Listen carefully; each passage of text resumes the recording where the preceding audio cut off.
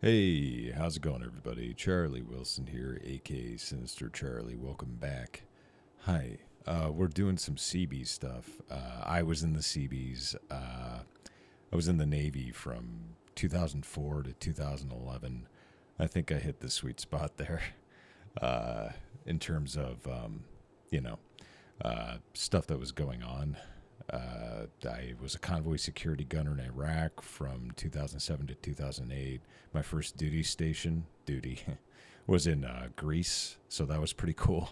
Like right out of A school, I was a utilitiesman, UT. Right out of UTA school in Wichita Falls, I headed to Greece. It was there for a year. Then got sent to NMCB 3, Naval Mobile Construction Battalion 3, which is in Port Hueneme. Then immediately, probably a few weeks later, got sent from Greece, got sent to Port Hueneme, then got sent to Okinawa because NMCB 3 was already on deployment over there. A couple other places, Iraq, Africa, stuff like that. So, yeah, I was getting a little nostalgic for my CB days. And I was like, hey, let's check out some CB stuff. This is from All Hands Magazine. This is I guess I'll subscribe, sure. This is a Navy magazine, obviously, all hands on deck, blah, blah, blah. I guess this is a full documentary from 2020. Let's check it out. I'll give you my opinion on it.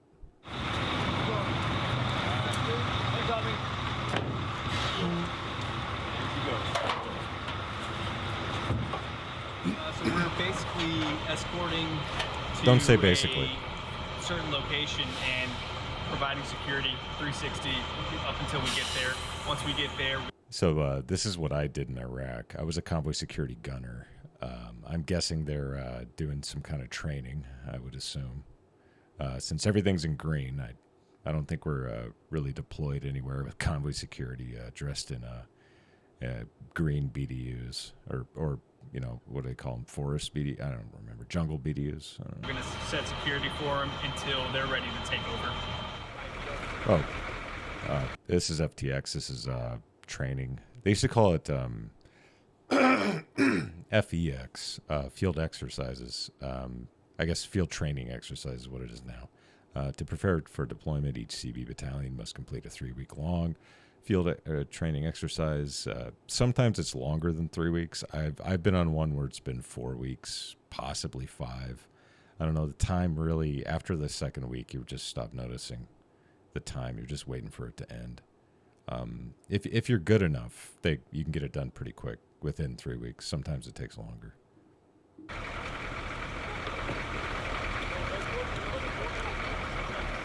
Ugh, Gulfport. I never, sorry to pause it so much, but I'm going to have to, I'm doing a reaction video. I kind of have to say things. But I've never been to Gulfport. The only thing I've heard about Gulfport, I guess if you're from the South, it's fine, but I never wanted to go there. Didn't seem appealing to me. And 133, never interacted with Battalion 133. In Hueneme, they had NMCB 3, 4, and 5, I believe. Possibly 70 something. I can't remember. I got in 2011, so it's been a while.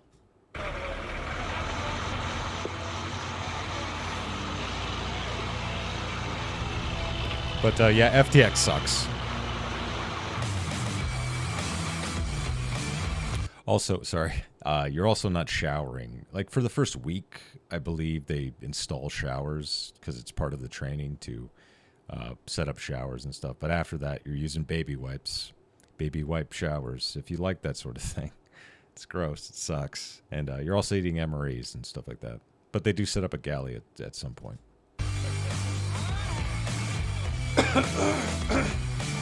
Excuse me.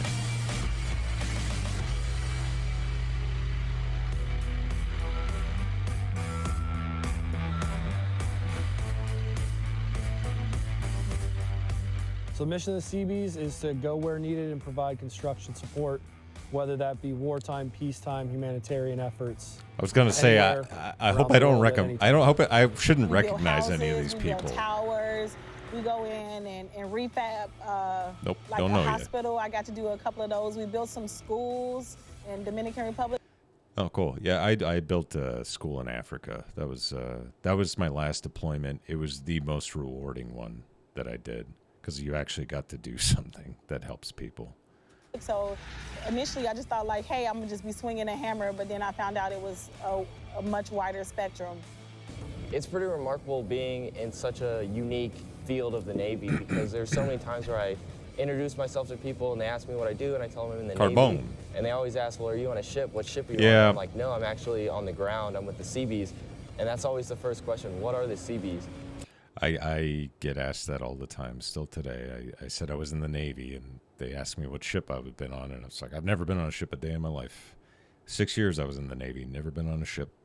So, what was the one in boot camp? The mock ship. That's the only one I've been on. I can't remember what it's called.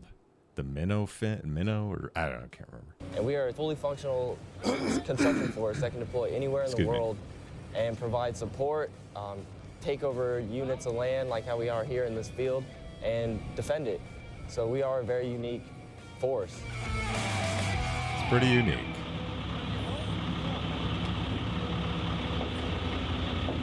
So we have a 12-month home port. In the middle of that 12-month 12-month. Did we have a 12-month home port?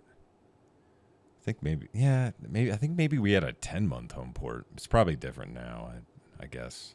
months, we It's have different. our field training exercise, which is what we're doing right now. And during FTX, that's where we're practicing our skills and capabilities. And we're being evaluated to get our certification for deployment. Dig. Right now I'm building a hasty skirmish, one-man pit. So once I get this done, I can get him in the pit. I can start drawing up the range card and then teach him how to do it himself. Ugh. Range card. If you've ever seen Generation Kill, you know what a range card is. You draw up like distances and you map. You're basically doing a drawing of what you're looking at, and yeah, it's interesting. We practice this, you know, because if you boil down to us having to do it for real. And like I say, I want to practice the way I'm gonna really do it in real life. So we do Word up, this, dog. You know, based off, you know, everything we learn, we bring it all together. You dig that We hole. just amplify it, implement it, and get it done. But I guess you could say the biggest reason we do this is because we Seabees, man. That's what we do. By the way, if you're in the Seabees, you'll never do that. Like you'll never dig out a hole for, you know, more than likely you won't for, you know, shooting. If you're a Seabee, you'll probably never shoot your weapon at anybody. I was a convoy security gunner, and I was outside the wire every day for 7 months straight. Never shot anybody. Although this was 2007, so you know, things were different. It was the war. It was after the second surge, so a lot of the stuff we were dealing with was IEDs anyway. There wasn't a whole lot of shooting going on, not at us anyway. Maybe Marines or something, but they weren't shooting at us. It's just what we do, man. We weren't looking for trouble either, so maybe that's why.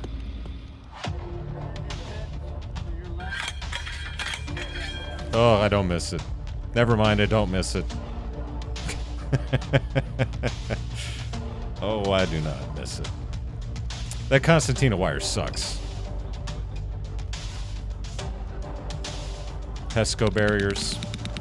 We're being tested on indirect fire, small arms fire. Those guys with the We're being tested on those guys with the white things on their hats. Those are the observers.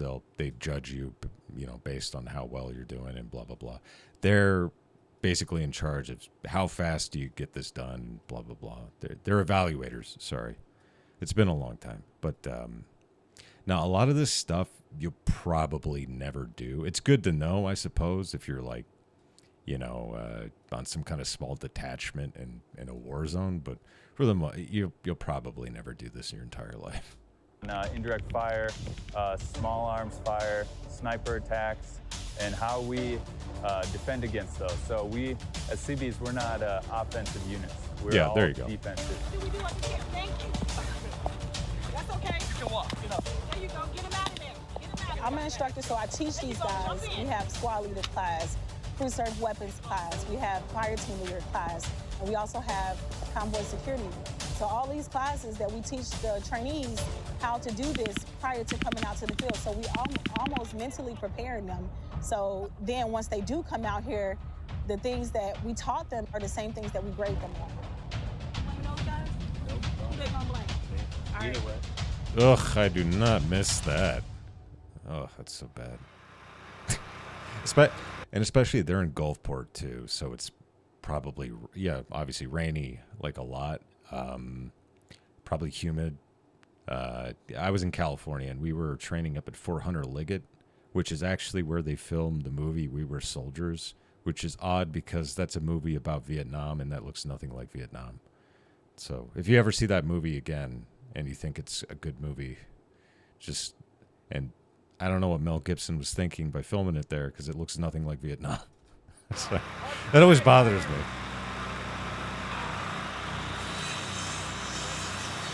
So when I first joined, I would compare it to being, a day laborer on a construction site. That's true, yeah. Swinging a It hammer, is. doing this, doing that.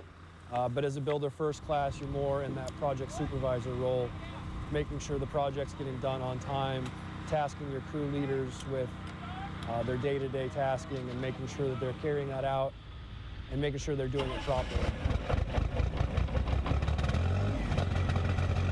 There's all kinds of different jobs on effects, but generally you're going to see Weaver sounds familiar. I keep trying to think for the camp and all the tents. if and I make know sure any that of these everyone people. has, heating and cooling if possible. If you're security, you're going to be digging fighting positions or standing at the ECP trying to keep the camp safe, setting up concertina wire and HESCO barriers. 522, how copy? I'm a squad leader for security. I'm in charge of the security up there at the ECP.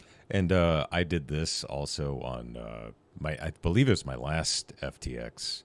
We were setting up HESCO barriers and stuff like that, and one guy actually got heat stroke on that one. It was very hot. Yeah. Anyway, sorry. I'll just All my guys. A lot of do their memories jobs, coming back. Personnel inspections, vehicle inspections. Shoot it. And I did stand ECP in Iraq and Afghanistan, so I do know that some of these skills we learn out here are very valuable. It really varies on what your job is. Some people have a watch, work, rest rotation. Me on the project, I'm just going to have a long work rotation unless they want me to go stand some watches.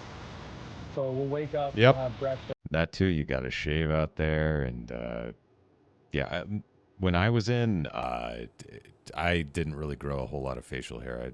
I was shaving maybe like once a week. Nobody seemed to notice. It's kind of cool.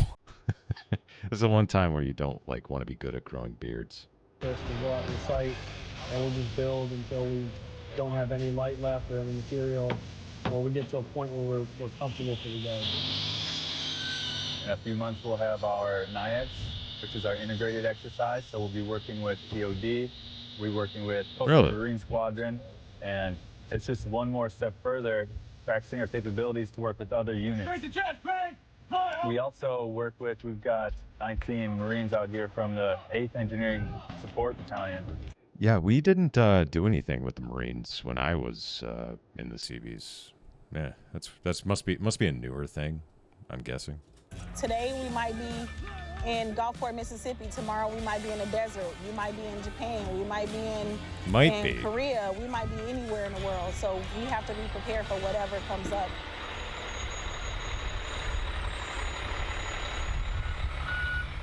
Camp is absolutely horrible now. It's a slip and slide, basically.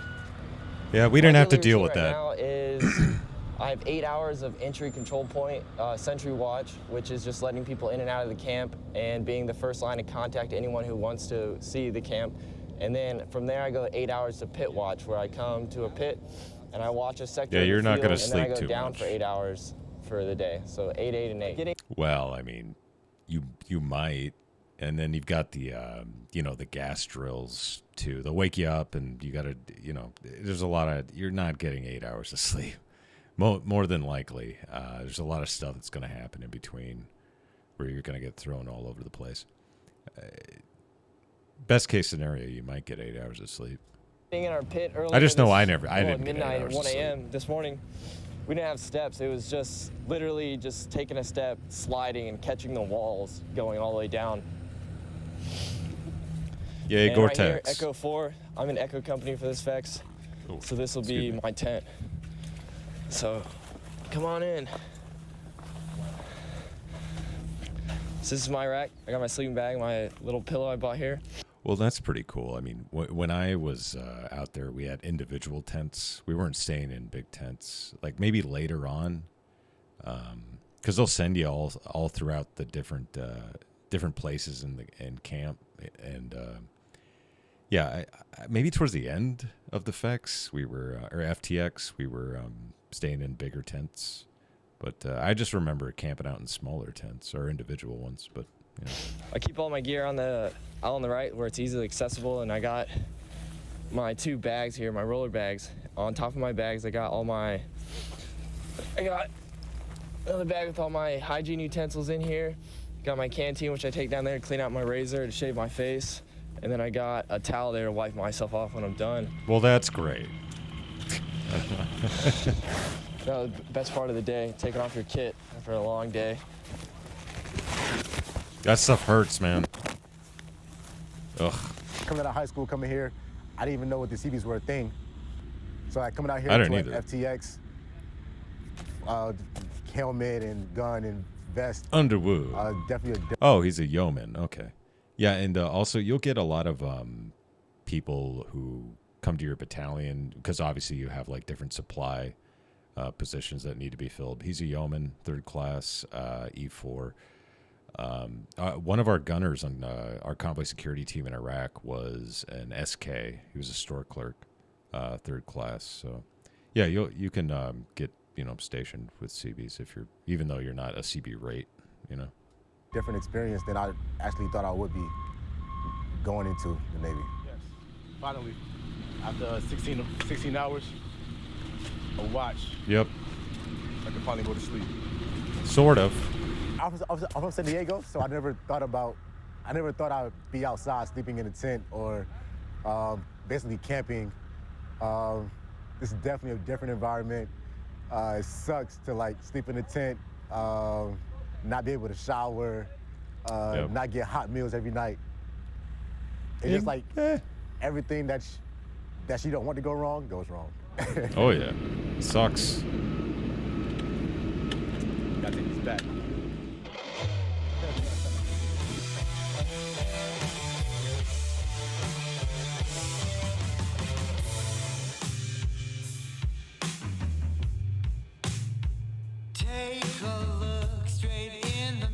Hey, All Hands Magazine. I didn't think we really needed the music that much, but maybe we did. Yeah, I don't know why. Good production, though. If you want actually a really good video about Seabees, I'm going to still watch this. I'm just saying. The Mike Rowe did a pretty good episode of one of his shows on the Seabees. That was really well done. And just you get to listen to Mike Rowe, so guy's got a better voice than I do. What a jerk, Gibba gabba goop, and you're doing lots of stuff, and you get bop beep. The unique thing about field life is probably just the overall atmosphere of it. Normally we work either in an office or on a construction site, but when you get out into the field like we are now, it brings out a different side of people. Does it? You definitely learn a lot more about your does. shipmates and about yourself. Living out in the rain all day where you can't just go in a building. Not everyone handles FEX and field life the same. Also, we That's really true. gotta lean on each other, make sure that we get through this.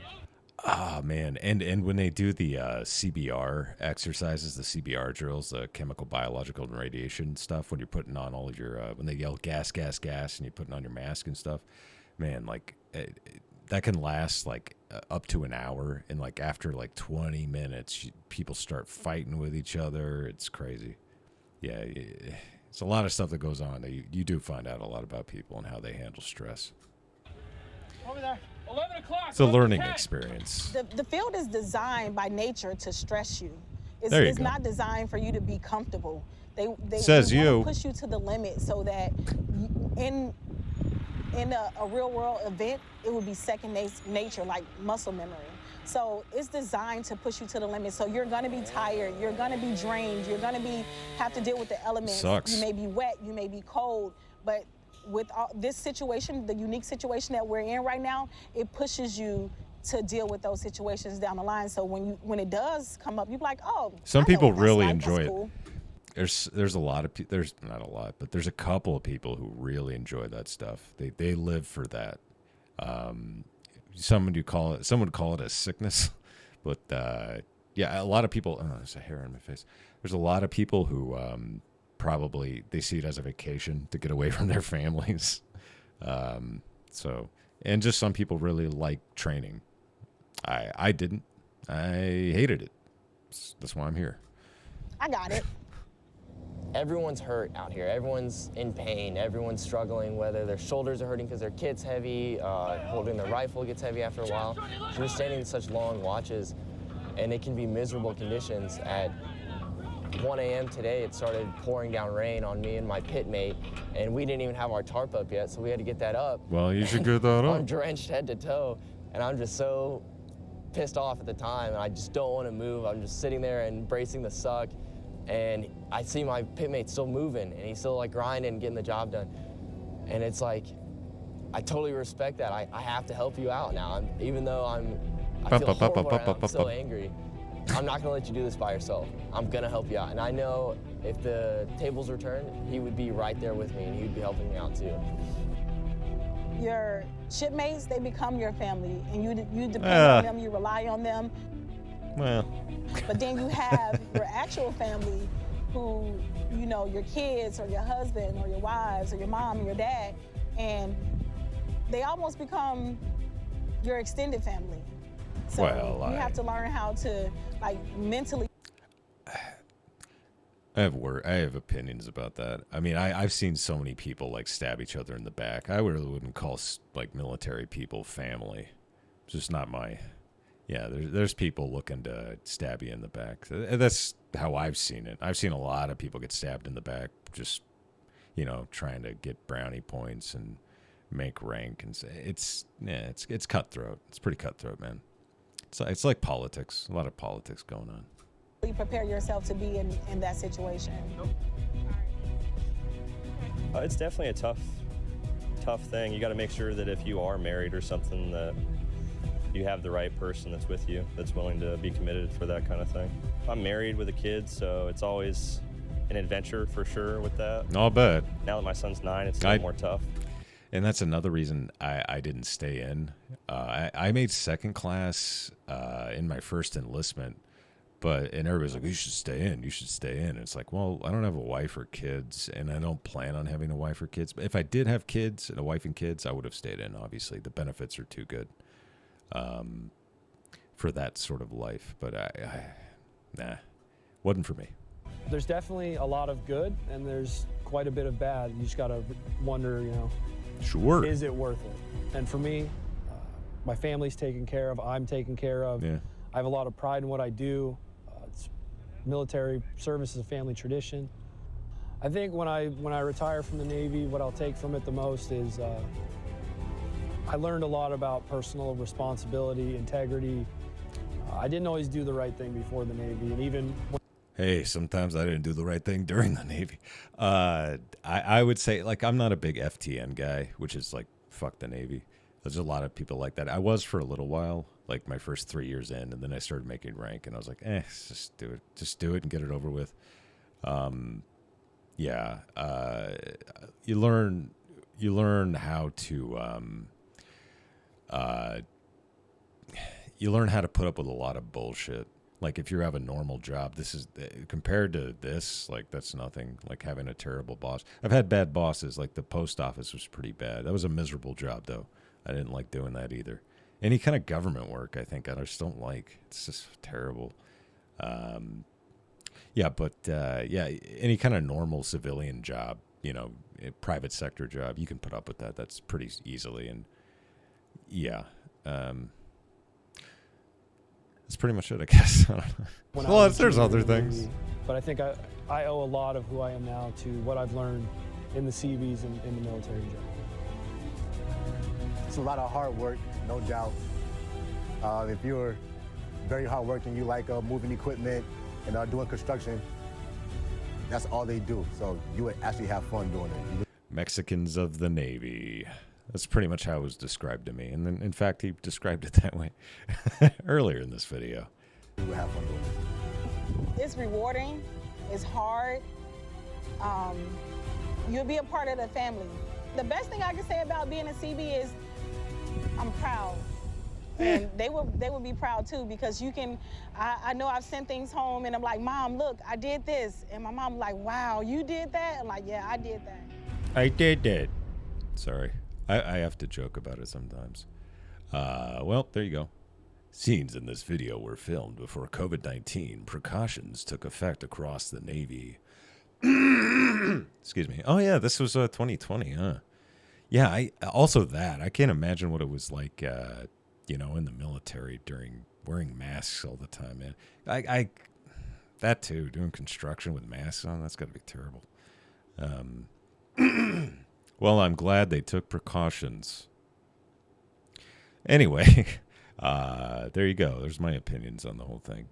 If you're looking to get into the Navy and not go on a ship, that might be for you.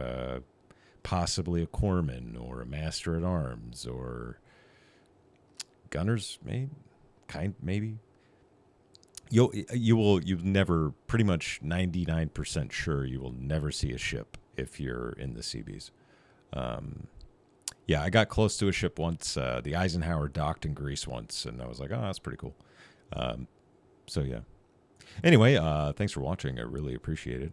Please like and subscribe down below. Makes me feel real good inside. Helps the channel. A little bit of boosting. And, if you got any recommendations or anything, put them down in the comments. And comment down below and call me a jerk or something. I appreciate it. Thank you very much, and bye.